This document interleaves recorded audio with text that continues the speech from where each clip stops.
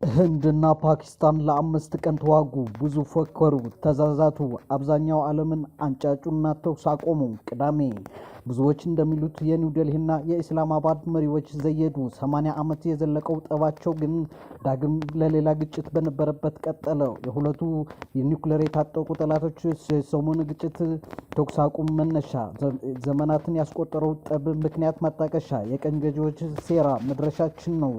አብራችን ከቆያችሁ ብዙ እንዳስሳለን።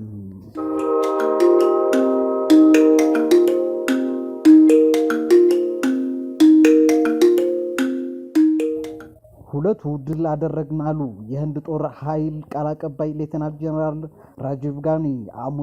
በአእሙሬ ምንም ጥርጥር የለኝም፣ አስደናቂ ድል አስመዝግበናል። በ9 የአሸባሪዎች መከማቻ ላይ በከፈትነው ጥቃት ከ100 በላይ አሸባሪዎች ተገድለዋል።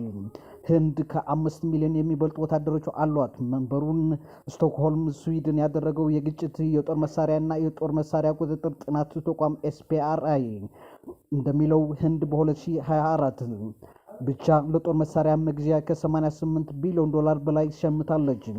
ብዙ ጦር መሳሪያ በሸመተች ከዓለም ሁለተኛ ናት። አብዛኛው ጦር መሳሪያዋን የምትሸምተው ከሩሲያ፣ ከፈረንሳይ፣ ከእስራኤል ነው። ከ5 ሚሊዮን የሚበልጠው ጦር ኃይሏ ከ3000 በላይ ታንኮች፣ ከ2230 ተዋጊ ጄቶች፣ ከ293 ተዋጊ መርከብና ጀልባዎች፣ ቁጥራቸው በውል ያልታወቀ ሰው አልባ አውሮፕላኖች፣ ከሁሉም በላይ 180 ግድም የኒውክሌር ቦምቦች ታጥቃለች። ከህንድ ጋር ሲነጻጸር በቆዳ ስፋት፣ በህዝብ ብዛት፣ በሀብትም ብዙ የምታንሰው ፓኪስታን የጦር መሳሪያ በመሸመት ከህንድ በ3 ደረጃ ዝቅ ብላ 5ኛ ናት። አብዛኛው ጦር መሳሪያዋን የምትገዛው ከቻይና ነው። ለጦር መሳሪያ ብዙ ገንዘብ በማውጣት ከህንድ 27 ደረጃ ዝቅ ብላ ከዓለም 29ኛ ናት። በ2024 ከ10 ቢሊዮን ዶላር በላይ አውጥታለች። የፓኪስታን የወታደሮች ብዛት ከህንድ ጋር ሲነጻጸር በ3 እጅ ያነሰ ነው። 1,704,000። የታንኮቿ ቁጥር ከህንድ በግማሽ ያክል ያንሳል። 1,800። የተዋጊ ጀቶች ብዛት ከ1,400 ግድም። የተዋጊ መርከቦች ጀልባ ብዛት 129። የኒውክሌር 170 ግድም። የሰው አልባ አውሮፕላኖች ብዛትም አይታወቅም። ሁለት ሀገራት ያላቸው የኒውክሌር ቦምብ ብዛት በግልጽ አይታወቁም። የሁለት ሀገራት ባለስልጣናት ዋቢ የሚጠቅሱት ምንጮች እንደሚሉት ግን ህንድ 180 አካባቢ፣ ፓኪስታን ደግሞ 170 አካባቢ አስፈሪ ቦምብ ታጥቀዋል። ኢስላማባድም እሳት አለ። የፕሮፓጋንዳ አጽፋም በሽ ነው። የፓኪስታን ማስታወቂያ ሚኒስትር አታቱላህ ጣሃር እንዳሉት የሀገራቸው ጦር በቁጥር በጦር መሳሪያ አይነትና ብዛት ብዙ በሚበልጠው ጠላቱ ላይ የተቀናጀው ድል ታላቅ ነው ይላሉ። ሁለት ሀገራት የሚቆጣጠሩትን ግዛት በሚለየው መስመር ላይ ከ40 እስከ 50 የሚደርሱ የህንድ ወታደሮችን ገድለናል። ይህ ብቻ አይደለም፣ የእነሱን ብርጌድ ዋና እዝ ደምስሰናል። የሚወራው ስለ አንድ ጓድ ጦር አይደለም። አንድ ሙሉ ብርጌድ መደምሰስ በመደበኛ ውጊያ ትልቅ ድል ነው። ይህ ታላቅ ድል ነው ይላሉ። ከፊል አህጉር የሚባለውን የእስያ ግዙፍ ግዛት ከ200 ዓመታት በላይ የገዛችው ብሪታንያ የዛሬዎቹ ህንድ፣ ፓኪስታን፣ ባንግላዴሽ በየዘመኑ የሚጋጩ የሚጫረሱበትን ቦምብ ቀብራ ከአካባቢ ከወጣች ከ1947 ወዲህ እዚያ ምድር ሰላም ሰፍኖ አያውቅም።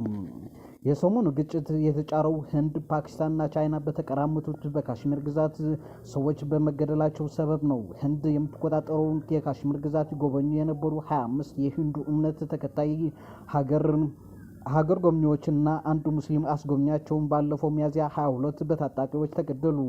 ግድያው የሰላማዊ ሰዎች ህይወት በመጥፋቱ ከፈጠረው ሀዘን ድንጋጤም በላይ ለሂንዱ አክራሪ ብሔርተኛ ለጠቅላይ ሚኒስትር ሼሪ ናሬንድራ ሞዲ ለፓርቲያቸውና ለሚመሩት መንግስትም ታላቅ ሀፍረት ነው።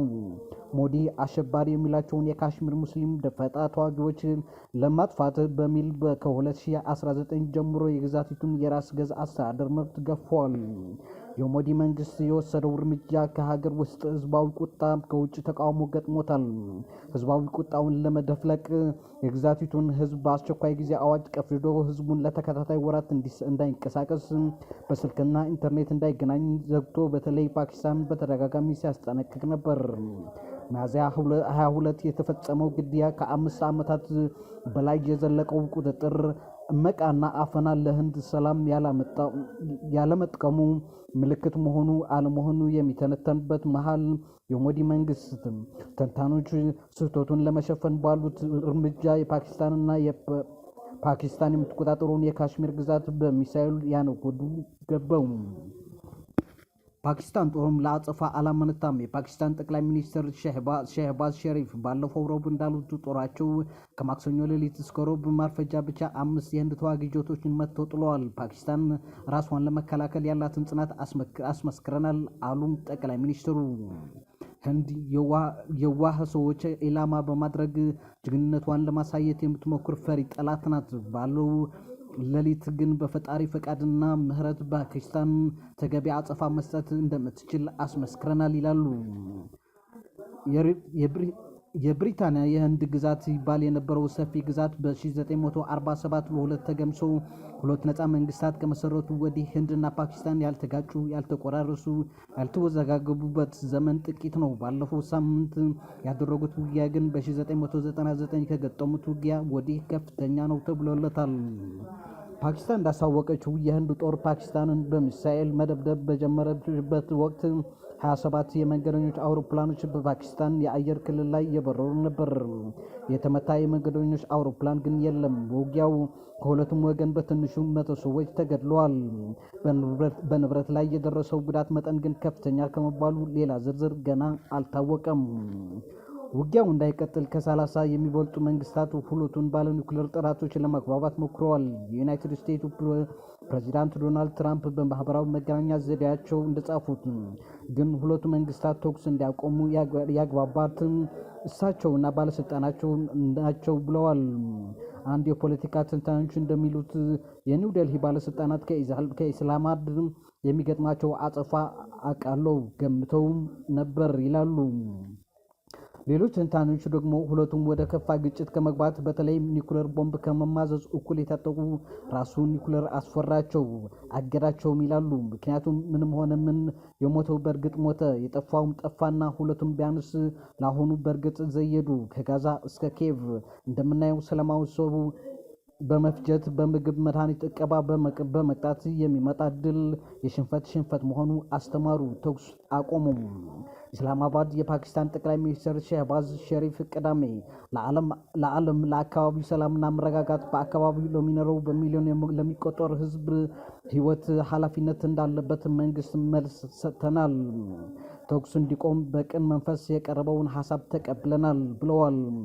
የህንድ ውጭ ጉዳይ ሚኒስትር ሼክራም ሚስሪም መንግስታቸው ተኩስ ለማቆም መስማማቱን አረጋገጡ። የሁለት ሀገራት ሁሉንም አይነት ተኩስና ወታደራዊ እርምጃዎችን ለማቆም ተስማምተዋል። በህንድ የሰዓት አቆጣጠር ከዛሬ ከ17 ሰዓት ጀምሮ በምድር በአየርና በባህር የሚደረጉ ወታደራዊ እርምጃዎች ይቆማሉ። ይህ መግባባት ገቢር እንዲሆን ለሁለቱም ወገኖች መመሪያ ተሰጥቷል ይላሉ። ለምን ሰላም ለማታውቀው ዓለም ላፍታም ቢሆን እፎይታ ነው።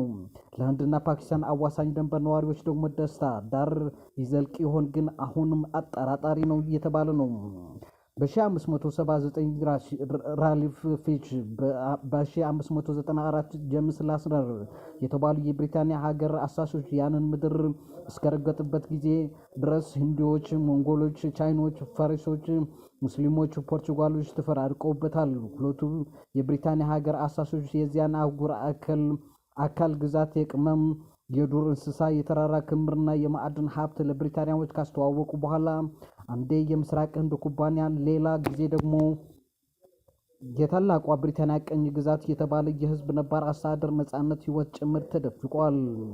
የብሪታንያ ቀኝ ገዢዎች የህዝቡን ሀብት ለመመዝበርና የነጻነት ጥያቄዎችን ለማፈን ሲመቻቸው በጎሳ ካልሆነ በሃይማኖት የከፋፈሉ እርስ በርስ አፋጅቶታል። ጥናት እንደጠቆመው በ1880 እስከ 1920 በነበሩት 40 ዓመታት ብቻ ከ100 ሚሊዮን በላይ ህዝብ አልቋል።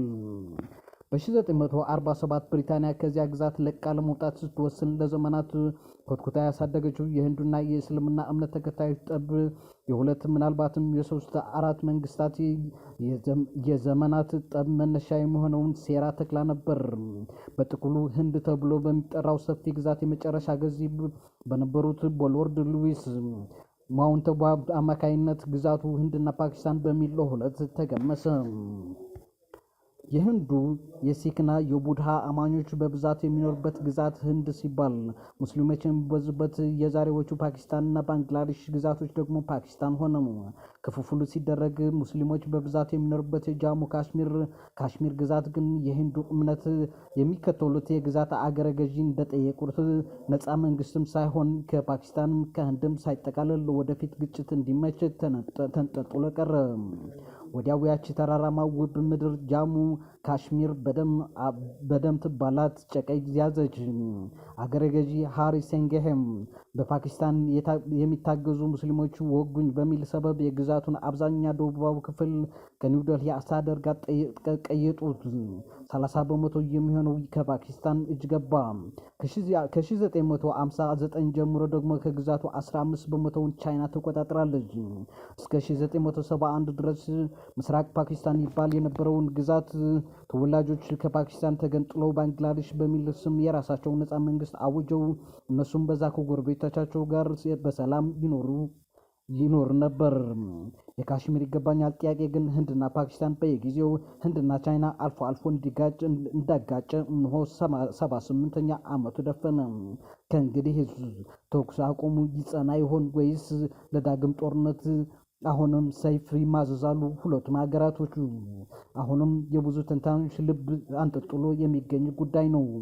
ውድ የኢትዮ ሞኒተር ቤተሰቦች ስትከታተሉት የነበረው የዛሬ ዝግጅታችን ነው። አብራችሁን ስለቆያችሁ ከልብ አመስግነናል።